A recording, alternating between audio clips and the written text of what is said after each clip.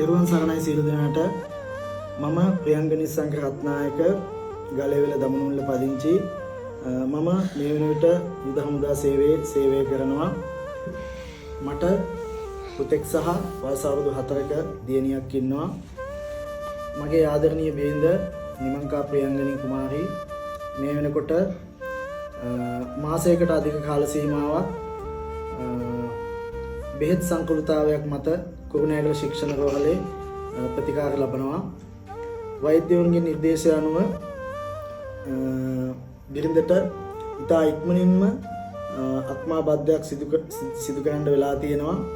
ඉතින් මේ වෙලාවේ මමත් මගේ දරු දෙදෙනත් ගොඩක් අසරණ වෙලා ඉන්න අවස්ථාවක්.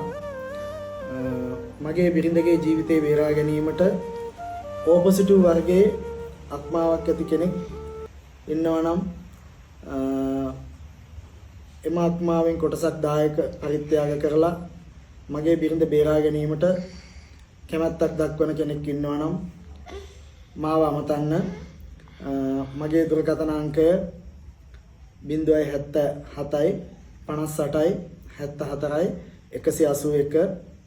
ඒ වගේම මේ වීඩියෝව සියලු දෙනා අතරේ ෂෙයා කරලා මගේ බිරිඳ ඉතා ඉක්මනින් සුව කර ගැනීමට දායක වෙන්න කියලා මා ඉතාමත් කාරුණිකව ඉල්ලා සිටිනවා.